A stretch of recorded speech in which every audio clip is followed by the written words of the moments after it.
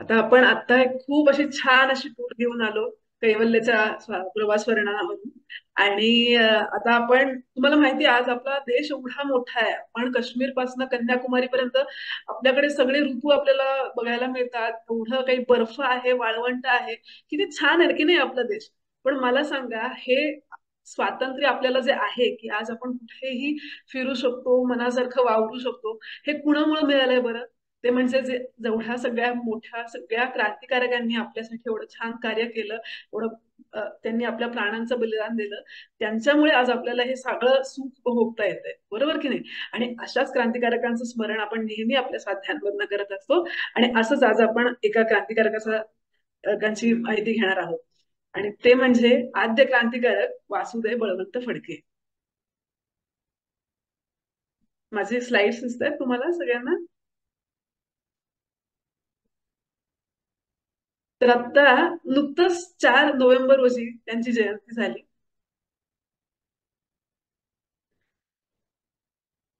हा. तर क्रांतिकारक वासुदेव बळवंत फडके. आद्य क्रांतिकारक का? कारण की आपल्या देशातल्या सशस्त्र क्रांतीची सुरुवात ही सर्वप्रथम वासुदेव बळवंत फडके यांनी केली. तर आता काय आणि कशी केली हे आपण पुढे जाणणार आहोत. तर त्याच्या आधी आपण थोडीशी त्यांच्या वैयक्तिक जीवनाची आपण पहिले माहिती घेऊया. तर त्यांचा जन्म 4 नोव्हेंबर 1845 रोजी महाराष्ट्रातील रायगड जिल्ह्यातील शिरढोण या गावी झाला. त्यांचं मूळचं घराणं केळशी या रत्नागिरी जिल्ह्यातलं होतं. त्यांचे आजोबा अनंतराव हे कर्नाळा किल्ल्याचे किल्लेदार होते आणि त्यांनी खूप हिमतीनं तो किल्ला लढवला होता, जेव्हा इंग्रजांनी त्याच्यावर आक्रमण केलं होतं. वासुदेवरावांचं प्राथमिक शिक्षण शिरढोण या त्यांच्या जन्मगावीच झालं. आणि पुढे माध्यमिक शिक्षणासाठी ते कल्याण, पुणे, मुंबई अशा ठिकाणी त्यांचं पुढचं शिक्षण होत राहिलं. आणि त्यांना खरं तर शिक्षणामध्ये खरं जास्त रुची नव्हती. पहिल्यापासूनच भरपूर व्यायाम करायचा, घोडेस्वारी करायची, कारण की त्यांचं रक्तच एक किल्लेदाराचं होतं. त्यामुळे त्यांच्याकडे पहिल्यापासूनच त्यांना लढाईचे धडे हे घरापासूनच मिळत असायचे. आणि त्यांना पहिल्यापासूनच खेळायची खूप आवड, सगळ्या अशा क्रांतिकार्याची आवड, म्हणजे त्यांचे बाळाचे पाय जसे पाळण्यात दिसत असं आपण म्हणतो, तसंच काहीच हे होतं. त्यांना पहिल्यापासूनच या सगळ्या शारीरिक दृष्ट्या आपण बलवंत व्हायची त्यांची आवड पहिल्यापासून. पुढे त्यांचं 15व्या वर्षीच त्यांचं लग्न झालं आणि त्यांना एक लहानशी मुलगी पण झाली, तिचं नाव मथुरा होतं. मात्र काही कारणास्तव त्यांची पहिली पत्नीचं निधन झालं आणि त्यांचा पुन्हा विवाह बस. गोपिकाबाईंशी किती झाला. छान. हेच. हे तू केलंस नाही. नाही हे आणि त्या गोपिकाबाईंना सुद्धा त्यांनी सगळे शस्त्र चालवायचे धडे दिले, त्यांना साक्षर केलं आणि त्यांना म्हणजे स्वतःच्या पायावर उभं राहण्यासाठी त्यांनी हे सगळं शिक्षण दिलं. पुढे त्यांनी नोकरीसाठी ते नोकरी करायचे, कारण की तसे ते सधन कुटुंबात नव्हते. म्हणजे त्यांच्याकडे मोठं कुटुंब होतं, खाऊन पिऊन. आता तुम्ही हे बघताय की त्यांचा हा शिरढोण गावातला त्यांचा हा वाडा आहे, असं छान त्यांचा वाडा वगैरे होता. पहिल्यापासून व्यवस्थित होतं त्यांच्या घरी कुटुंब सगळं. आणि ते नोकरी पण करत होते, रेल्वेमध्ये काही काळ नोकरी केली, त्याच्यानंतर एका ग्रँड मेडिकल कॉलेजमध्ये ते लेखनिक म्हणून होते. आणि पुढे लष्कराच्या म्हणजे हिशोबाच्या डिपार्टमेंट क्लार्क म्हणून पण ते कामाला होते. तुम्हाला मी इथे फोटो त्याच्यासाठी टाकला की कसं तेव्हा काम चालायचं. आणि पुढे 1865 साली त्यांची पुण्यामध्ये बदली झाली, म्हणजे ते मुंबईमध्ये तिकडे नोकरीला लागले लष्करामध्ये, आणि पुढे त्यांची 65 झाली, पुण्यात बदली झाली. आणि तिथूनच त्यांचं क्रांतिकार्याला खरं सुरुवात झाली. तर त्यांच्या क्रांतिकार्यामध्ये त्यांना जी प्रेरणा मिळाली त्याच्या मागचे काही प्रमुख घटना आहेत. पहिलं म्हणजे पुण्यात असल्यामुळे त्यांना अतिशय जे आपल्या पुण्यात कार्य चाललं होतं, जसं की न्यायमूर्ती महादेव गोविंद रानडे यांचं स्वदेशी जे कार्य चालू होतं, तर त्याची भरपूर व्याख्यानं वगैरे त्यांनी ऐकली. त्यांच्या सगळ्या चळवळीमध्ये त्यांना त्याच्यामुळे ते खूप त्यांना प्रेरणा मिळाली आणि त्यांनी ठरवलं की हे असं आपल्या देशाला स्वातंत्र्य मिळण्यासाठी आपणही असेच काही कष्ट घेतले पाहिजेत.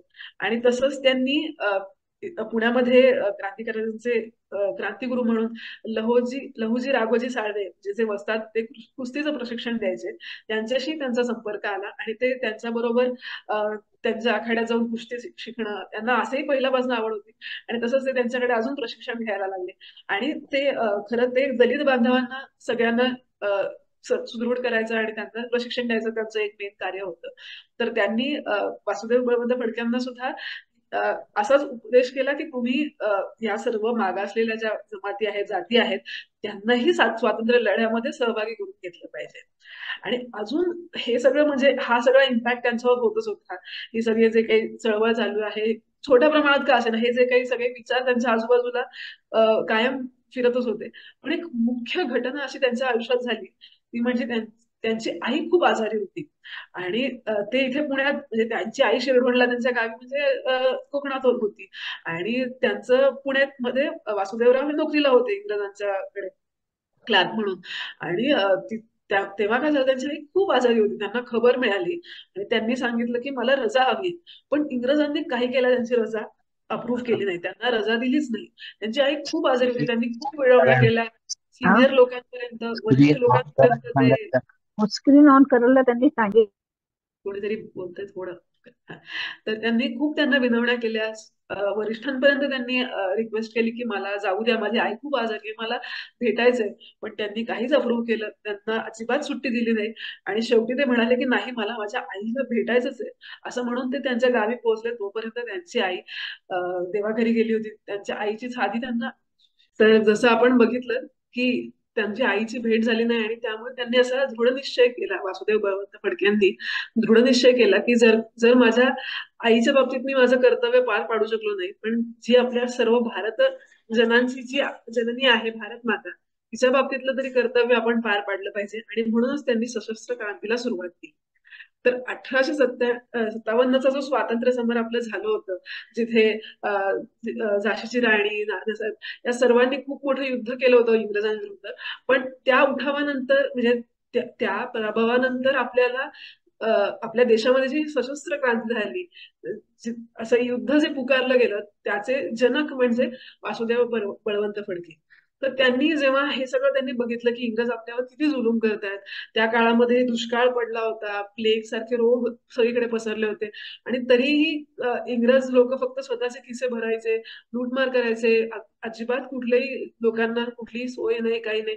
अतिशय त्यांचे खाण्यापिण्याचे सुद्धा खूप प्रॉब्लेम्स होत होते त्यांना काहीच मिळत नव्हतं गुणधुमळ मरत होती सगळीकडे हाहाकार माजला होता तर ही सगळी एकंदरीत परिस्थिती बघून त्यांना असं वाटलं की आपण जनजागृती केली पाहिजे म्हणून त्यांनी व्याख्यानामधून त्यांनी जनजागृतीला पहिल्यांदा सुरुवात केली पण जो सुशिक्षित समाज होता की पुणे मुंबई सारख्या शहरांमध्ये जो होता त्यांच्याकडून त्यांना खरं त्यांच्या बद्दल निराशा पडली कारण की सगळ्या लोकांना तेव्हा वाटायचं आपलं नीट चाललंय बास त्यामुळे त्यांनी इंग्रजांविरुद्ध ब्र काढायची कोणाची हिंमत नव्हती तर या अशा परिस्थितीमध्ये त्यांना वाटलं की हे करून काहीच फायदा नाहीये आपल्याला संघटन केलं पाहिजे आपल्याला लोक हाताशी गोळा केली पाहिजेत आणि इंग्रजांविरुद्ध काहीतरी चांगला उठाव केला पाहिजे तर त्यामुळेच त्यांनी मान रामोशी धनगर कोळी अशा विविध जाती जमातींची जी लोक होती आदिवासी लोक होती त्या सर्वांना एकत्र केलं कारण की ही लोक जरी अशिक्षित होती पण तरी पण त्यांच्याकडे जे शौर्य होतं त्यांची निष्ठा आणि खाल्ल्या अन्नाला जागायची म्हणजे ते जे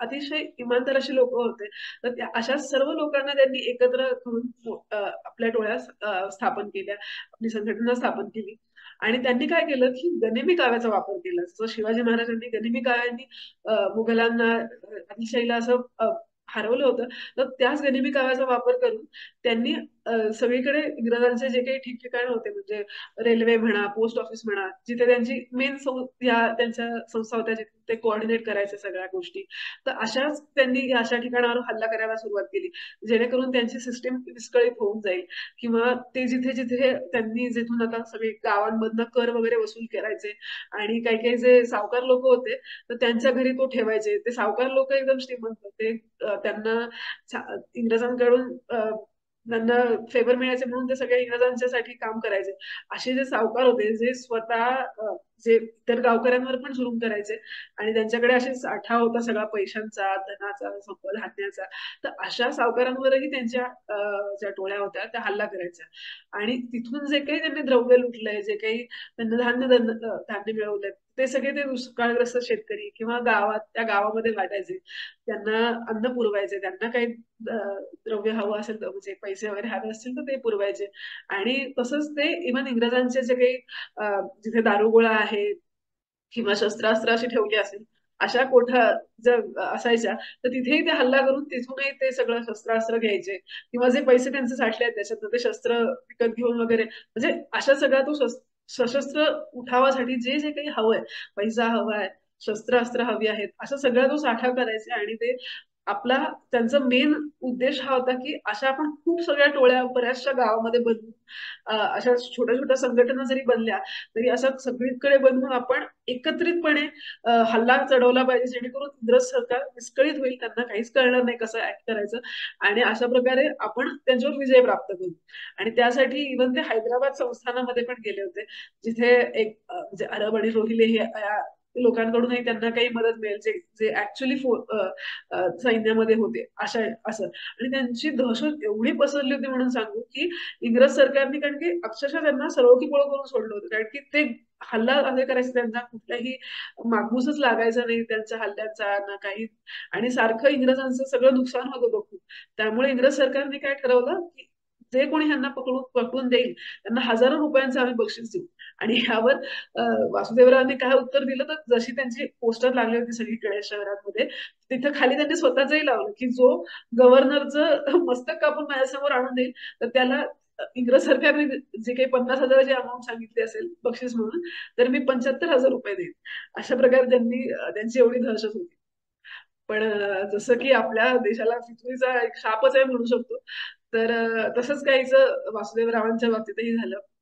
तर जेव्हा ते इथे हैदराबादला आले होते पुढच्या सैन्याच्या आपल्या सशक्तीकरणासाठी, तर तेव्हा एक मेजर डॅनियल आणि एक पोलीस होता अब्दुल हक, तर ह्यांनी त्यांचा पाठलाग सुरू केला, कारण की त्यांना कळायला लागलं की ह्यांचं काहीतरी खूप मोठं ह्यांना करायचं आहे उठाव, आणि त्यांची असंही त्यांना पकडायचं इंग्रज सरकारसाठी खूप महत्वाचं होतं, कारण की या सगळ्यावर त्यांना काही कंट्रोलच करता येत नव्हतं. तर तेव्हा एका कुणीतरी काही थोड्याशा पैशांसाठी फितुरी केली, आणि म्हणजे वासुदेवरावांचा ठाव ठिकाणा ते कुठे आहेत हे इंग्रजांना कळवलं. आणि त्यामुळे तेव्हा ते जेव्हा विसापूर जिल्ह्यामध्ये, म्हणजे त्यांच्या प्रवासामध्ये एक देवर नावगडी या गावामध्ये एका बौद्ध विहारामध्ये, म्हणजे एका मंदिरामध्ये ते झोपले होते. बिचारे एवढा प्रवास करायचे, एवढं सगळीकडे उठाव, सगळ्या प्लॅनिंग, सगळं काही खूप त्यांचं झालेलं असायचं, खूप त्यांचा प्रवास असायचा, खूप दगदग असायची, आणि ते तिथे अगदी झोपले होते त्या मंदिरामध्ये. आणि तेव्हा रात्री त्यांनी या पोलिसांनी आले आणि त्यांना पकडलं आणि त्यांना जेलमध्ये टाकण्यात आलं.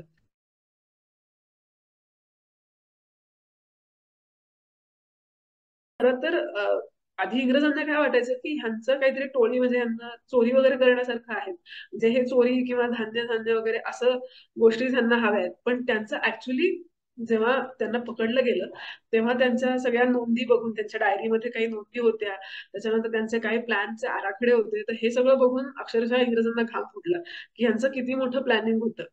तर त्यांना पुण्यामध्ये आणण्यात आलं. त्यांचा आपल्या इथे जिथे आता संगम पुलाजवळ जिल्हा सत्र न्यायालयाचं म्हणजे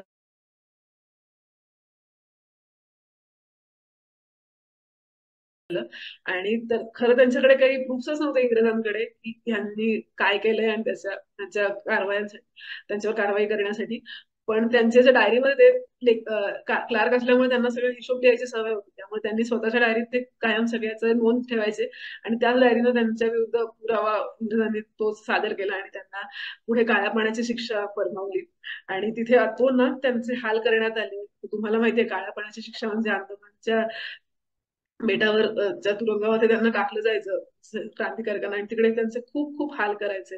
त्यांना मारा, त्यांना अन्न पाणी द्यायचं नाही, त्यांचे खूप कामं करून घ्या, असे खूप त्यांचे हाल करायचे. आणि याच्यानंतरही 1880 मध्ये त्यांनी येमन देशामधल्या एडनच्या तुरुंगात त्यांची रवानगी करण्यात आली होती. आणि तिथे तुम्हाला माहितीये का की अक्षरशः तिथून पळून जाण्याचा सुद्धा प्रयत्न वासुदेवरावांनी केला. आता हा फोटो जो तुम्हाला दिसतोय इथे, तर हे जे काही ह्या तुरुंगात त्यांना डांबलं होतं, तर त्याच्या ह्या म्हणजे दाराला त्यांचे हे साखळीने त्यांचे हातपाय बांधलेले होते. तर त्यांची ताकद एवढी की त्यांनी ते सगळं उखडून अक्षरशः त्याच्यासोबत ते कितीतरी मैल पळत गेले. पण त्यांना अखेरीस अपयशच आलं, कारण की एवढं सगळी त्यांची अवस्था, ऑलरेडी शारीरिक अवस्था ठीक नव्हतीच, पण तरीही त्यांची शक्ती एवढी की त्यांनी एवढं मोठं कार्य करून कुणीही पळून जाण्याचा प्रयत्न केला. पण अखेरीस त्यांना पकडण्यात आलं, आणि त्यानंतरही डबल अजून हाल सुरू झालेत. आणि तसंच तिकडची हवा, उष्णता, प्रकृती त्यांना काहीच मानवत नव्हती. त्यांना पुढे क्षयरोग पण झाला, त्यांनी अन्न सोडलं, आणि अशा प्रकारे त्यांचा 17 फेब्रुवारी 1883 रोजी कारावासातच मृत्यू झाला. त्यांचं कार्य अतिशय एवढं मोठं होतं की असं त्यांना आज सगळ्या क्रांतिकार्याचे जनक म्हणून ओळखलं जातं. आणि त्यांच्या मृत्यूनंतरही हा लढा कुठेही थांबला नाही, तर ही क्रांतीज्योत चापेकर बंधूंच्या मनात प्रज्वलित झाली आणि पुढे त्यांनी क्रांतिकार्य सुरू केलं. इव्हन लोकमान्य टिळक सुद्धा वासुदेवरावांच्या संपर्कामध्ये होते, तर त्यांनाही तिकडून त्यांनी प्रशिक्षण दिलं होतं आणि त्यांनीही एका वेगळ्या प्रकारचं देशभर कार्य चालू केलं. सो अशा त्यांच्या ह्या उठावामुळे अतिशय अजून पुढे मोठ्या क्रांतिकारकांचा जन्म झाला आणि म्हणूनच त्यांना या क्रांतिकार्याचा जनक म्हणून ओळखलं जातं. तर अशा क्रांतिकारकाला आपण नमन करून आजचा स्वाध्याय संपवू. हरिओम.